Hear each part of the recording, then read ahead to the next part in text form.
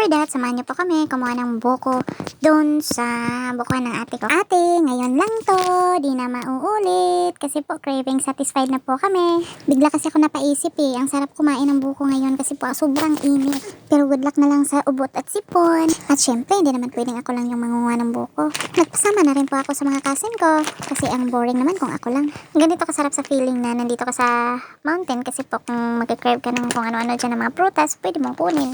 Basta nakakasigurado ka na wala yung may-ari. Baka meron kayo dyang mga inahing baboy, pwede kayong magpatakal dito. Ito yung lugar namin na makakalanghap ka ng mabahong simoy ng hangin. Charis! Tara na, dalian na natin. Baka mapuntahan pa tayo sa may-ari.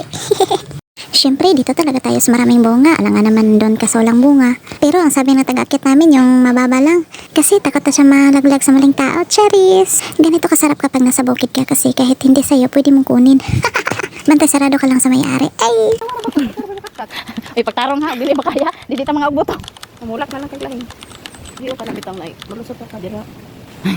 Nanudlo pa. Ana, pero una ba lagi sa gulay. Gamar mo gusot ko. Mukha check.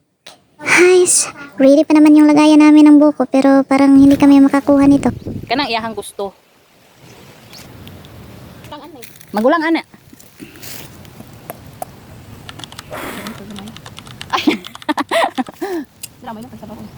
Guys, ngayon ko lang nalaman na butas pala yung pants ko.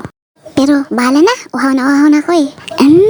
Ang tamis pa naman ng sabaw niya. At pagkatapos, naghihintay na po kami na magsigilaglagan yung mga buko para naman po kunin namin agad para biakin na. At syempre, dito lang muna tayo kasi po ang taas na po ng video ko.